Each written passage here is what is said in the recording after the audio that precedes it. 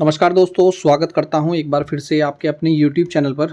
दोस्तों, एक भाई ने कहा कि सर मेरा ये सुझाव है, आप उत्तराखंड के क्वेश्चन तो पूछ रहे हैं, साथ के साथ आप थोड़े से सामान्य अध्ययन, कंप्यूटर, जीके जीएस के क्वेश्चन भी ऐड कर दीजिए, तो इससे और थोड़ा सा तैयारी हमारी और अच्छी हो जाएगी। तो मेरा प्रयास है दोस्तों, मैंने एक प्लेलिस्ट भी बनाई है, जाकर देख लीजिए, 2-3 वीडियोस में आ चुकी है। बाकी यूके ट्रिपल एस सी की वीडियो देख लीजिएगा, लगभग 15 वीडियो में डाल चुका हूँ और एक से एक बढ़कर क्वेश्चन मैंने डाले हैं। आइए दोस्तों, क्वेश्चन नंबर 20 है।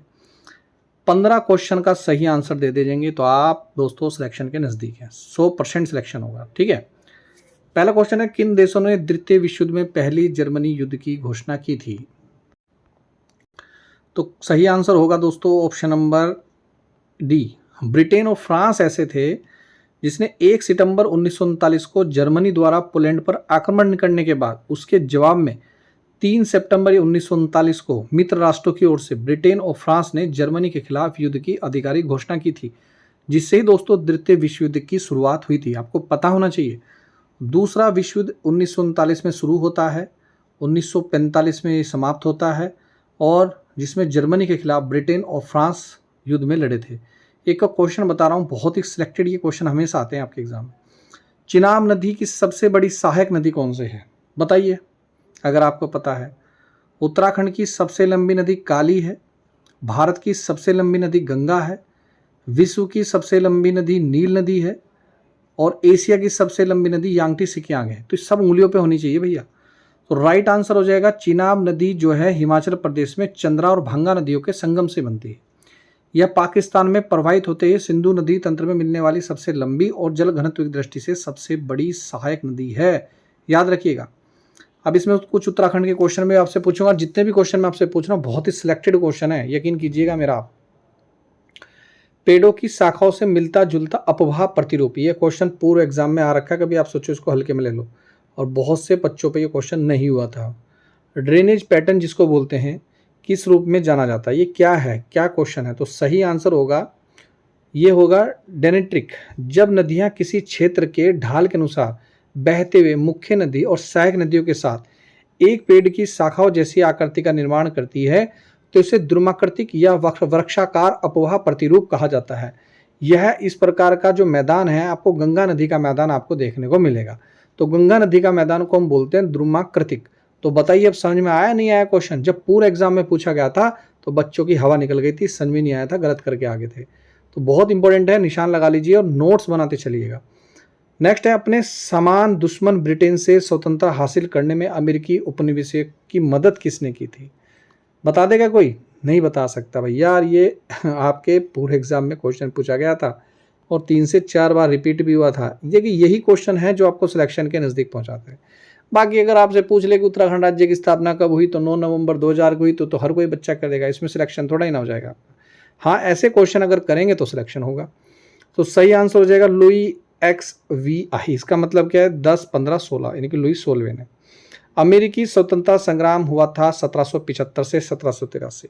मेरा डिस्क्रिप्शन देखिए कितना सिलेक्टेड बनाता हूँ। फ्रांस के राजा लुई 16 ने ब्रिटेन को कमजोर करने के लिए अमेरिकी उपनिवेशों को आर्थिक रूप से और सैन्य सहायता प्रदान की थी, जिसके कारण बाद में फ्रांस स्वयं गहरे वित्तीय संकट में चला गया था।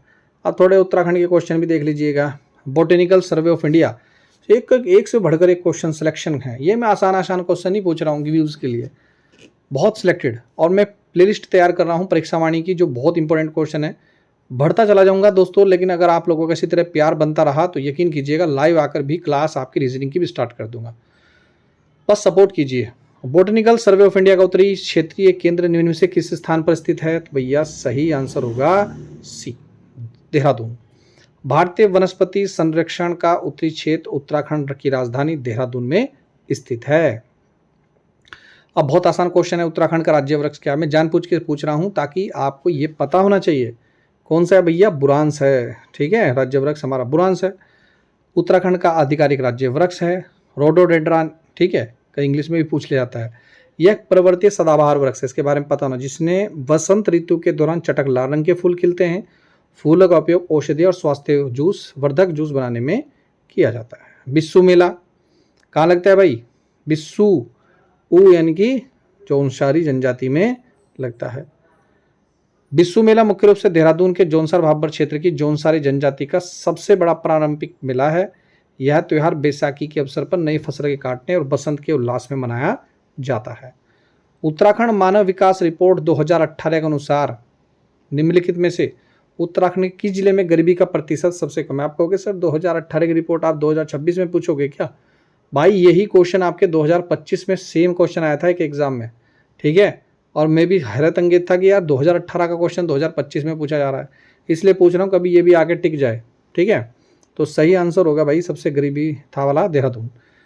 उत्तराखंड की पहली आधिकारिक मानव विकास रिपोर्ट 2018 के विश्लेषण के अनुसार राज्य के देहरादून जिले में बहुआयामी गरीबी का प्रतिशत सबसे कम दर्ज किया गया, ठीक है। याद रखना देहरादून इसका राइट आंसर है। हेल्पिंग आउट पीपल एवरीवेयर नामक एक पोर्टल लॉन्च किया गया था हमारे उत्तराखंड में, रोजगार के अवसर पैदा करने होती यानी कि होप। इसकी होप की फुल फॉर्म भी याद होनी चाहिए, हेल्पिंग आउट पीपल एवरीवेयर। कहाँ है उत्तराखंड में? तो उत्तराखंड में है। क्यों? कोविड-19 महामारी के दौरान, ठीक है, याद रखिएगा। नेक्स्ट क्वेश्चन, मालपा भू संकलन निम्न में किस वर्ष हुआ? थोड़े इसमें मैंने मॉडरेट क्वेश्चन रखे, ना ज़्यादा हल्के और ना ही बहुत ज़्यादा भारी, ठीक है। और ये भी नहीं हो रहे तो भैया बहुत बुरी कंडीशन है आप लोगों की, मैं सच कह रहा हूँ। सिलेक्शन तो दूर की बात, आप पहले अपना बेसिक तैयार कीजिए। तो मालपा भू संकलन स्टार्ट हुआ था सन 1998 में अगस्त में पिथौरागढ़ जिले के, ठीक है। इस हादसे में प्रसिद्ध ओडिसी नृत्यांगना प्रोतिमा बेदी सहित, देखिए ये क्वेश्चन पूछा जाता है, कैलाश मानसरोवर यात्रा पर जा रहे कई तीर्थयात्री और स्थानीय ग्रामीण काल में समा गए थे। भारत की जनगणना 2011 के अनुसार उत्तराखंड का शहरी लिंग अनुपात क्या है? देखो मेरा नाम लिख लेना जो मैं आज बोल रहा हूँ। उत्तराखंड की जनगणना हो और भारत की जनगणना हो, दोनों को रट्टे मार के चले जाना। हर एक एग्जाम में 4 से 5 क्वेश्चन आपके सही हो जाएंगे। जो आज मैंने बोल दिया तो बोल दिया, ठीक है। स्ट्रेटजी बनानी पड़ती है भैया सिलेक्शन लेने के लिए। सही आंसर हो जाएगा दोस्तों 893, ठीक है। नैनीताल के बाहरी क्षेत्र कृष्णापुर में सत्याग्रह आश्रम की स्थापना किसने की थी? सत्याग्रह आश्रम की स्थापना किसने की थी नैनीताल में? पंडित गोविंद वल्लभ पंत, ठीक है। बहुत इंपॉर्टेंट क्वेश्चन है भाई। चंद राजवंश के संस्थापक कौन है? ये तो बता दो यार, ये तो इतना आसान क्वेश्चन डाल दिया, राजा सोमचंद, जबकि मैं आसान क्वेश्चन डालता नहीं हूँ जल्दी से। उन्होंने चंपावत को अपनी प्रारंभिक राजधानी बनाकर इस प्रतापी राजवंश की क्या रखी थी? नींव रखी थी। नेक्स्ट चलते हैं।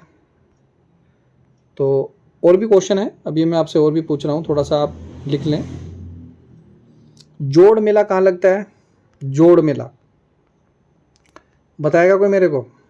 कुछ दोस्तों पीडीएफ में नहीं टाइप हो पाता कई बार, क्योंकि क्वेश्चन सेलेक्ट करने में इतना समय लग जाता है। तो सही आंसर होगा दोस्तों लोहाघाट चंपावत, लिख लीजिएगा। 3-4 क्वेश्चन मेरे से छूट गए।